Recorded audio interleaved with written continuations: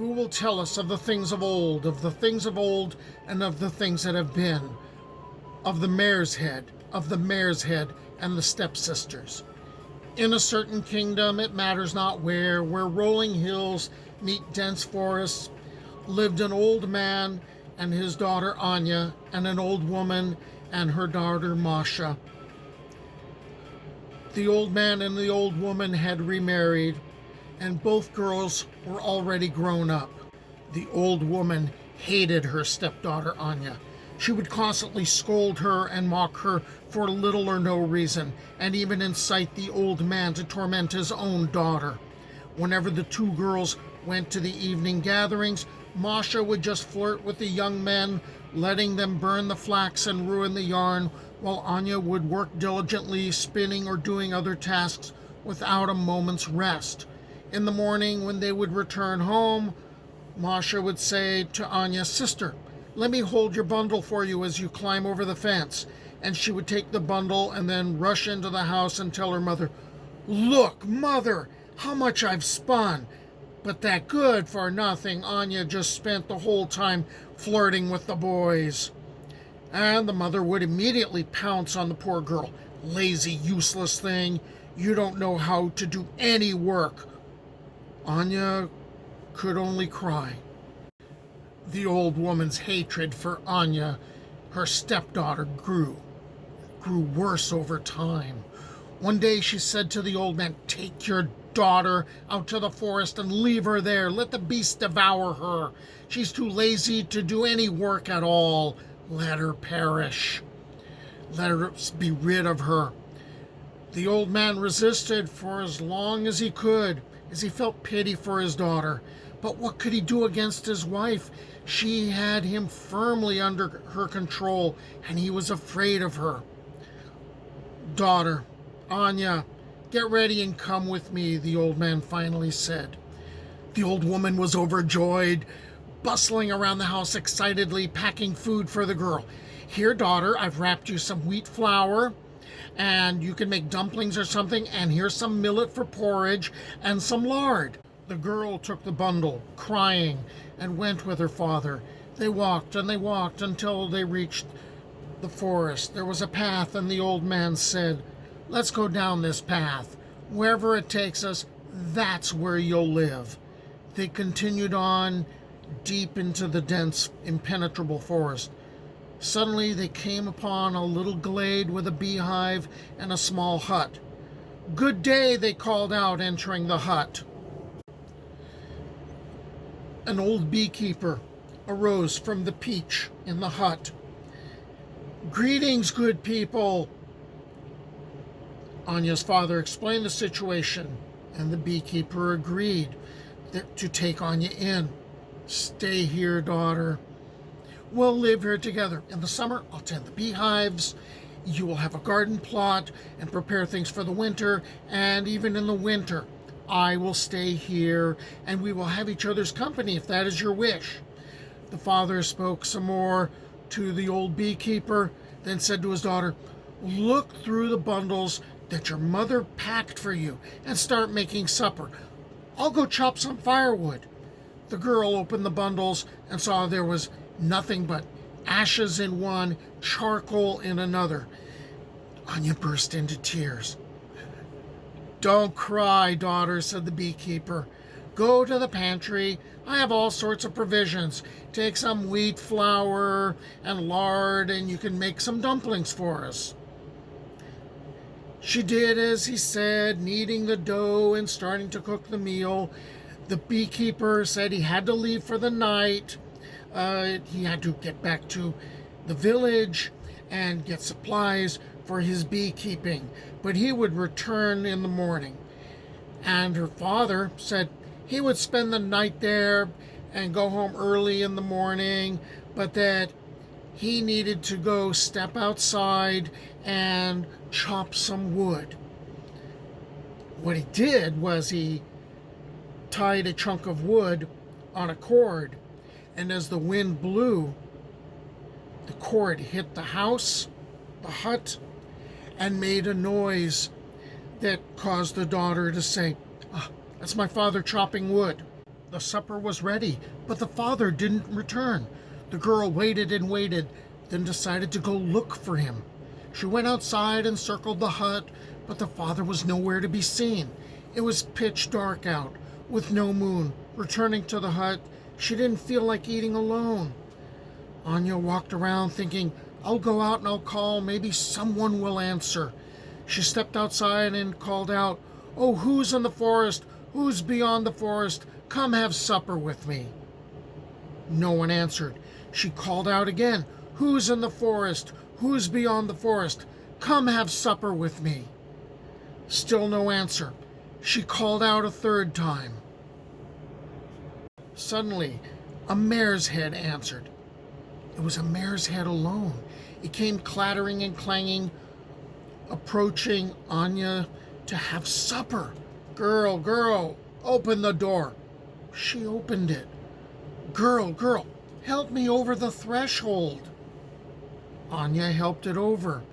Girl, girl, put me up on the stove. Anya lifted it up onto the stove, onto the peach. Girl, girl, give me something to eat. Anya served the mare's head supper. Girl, girl, climb into my right ear and out through the left. As she looked into the right ear, she saw an incredible sight. All sorts of treasures, both visible and invisible. There were fine clothes, horses, carriages, coachmen, and so much gold and silver, so much money. Take whatever you need, as much as you need, said the mare's head. This is for listening to me. She gathered up a great many riches and climbed out through the left ear, as she was told. The mare's head then vanished, as if it had sunk into the earth. In the morning, the beekeeper returned as promised, but he scarcely recognized his modest hut. It was so clean inside, so well furnished, it looked like a manor house on the inside. And there sat Anya on the peach, dressed like a magnificent lady. There were servants. As soon as he came in, she immediately told him everything that had happened and gave him money. Here, grandfather, this is for taking in a poor orphan. She then ordered a carriage to be hitched up and went to visit her father. She was scarcely recognizable. Her parents, her dear father, and her stepmother barely knew who she was. And Anya went on into the city and bought herself a magnificent house, lived there, met a handsome man, and married him. As soon as Anya left, the stepmother began pestering the old man. Take Masha there. Take Masha to the same place you took Anya, that worthless daughter of yours. Let Masha become a fine lady. All right. Let her get ready. I'll take her. The stepmother quickly packed some food for her. Not ashes and charcoal like the old man's daughter Anya had received, but wheat flour, millet, and all sorts of delicacies. She blessed her daughter, Masha. Listen to your father. Wherever he leads, you follow, and you will become a wealthy lady like Anya became. They set off into the dark, dense forest together, old man and stepdaughter, where the ancient oaks were so thick a man couldn't wrap his arms around them, and there was not a single visible path, as if no human foot had ever trod there. They walked and walked until they came upon the hut and entered it. God be with you! No one answered. The daughter looked up on the peach. Nobody was there. No old beekeeper. The old man said, Well, you stay here, daughter. I'll go chop some firewood. You could cook supper in the meantime. Just as he had done to his daughter Anya before he abandoned her. The old man left, and again tied the little block of wood to the corner so that when the wind blew, it would knock. Whenever the wind blew and the block knocked, Masha would say, "That's my stepfather chopping wood." Masha cooked the meal as her stepfather had instructed, but her stepfather was nowhere to be seen outside. Masha felt lonely, the same loneliness that Anya felt, and cried out to the forest, "Whoever is out there, please come and have supper with me." She did so 3 times. Suddenly, the mare's head came clattering and clanging. Girl, open the door. You're no grand lady, open it yourself." Girl, come help me over the threshold," pleaded the mare's head.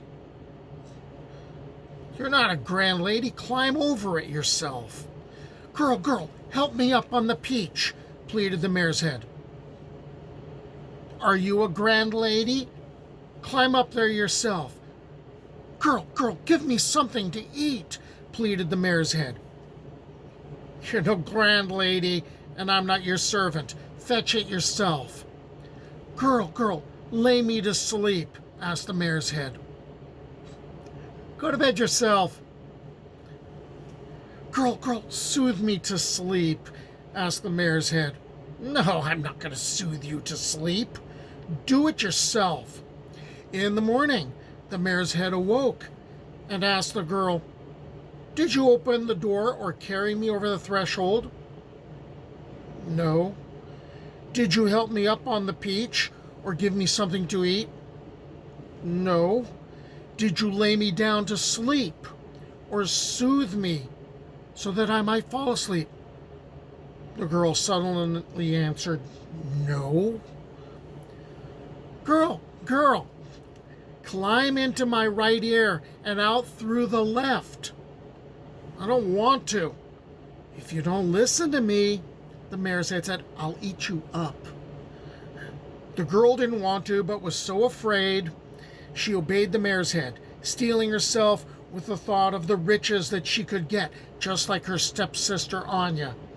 And she climbed in through the right ear and out the left ear, and instead of wealthy and beautiful, she came out old and ugly, a toothless hag.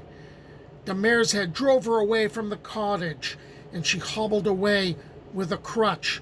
When she came to the village, she kept telling people, "I am Masha." No one recognized her, not even her own mother and stepfather, who drove her away. For the rest of her days, she was miserable. For the rest of her days, the stepmother pined for her daughter and tormented the old man. For the rest of his days, the old man wept, for he remembered how he had abandoned his own daughter Anya. It was at the feast I heard this tale. There it was, I drank mead ale. Though it flowed down my beard, my mouth stayed dry, for never a drop passed my lips, swear I.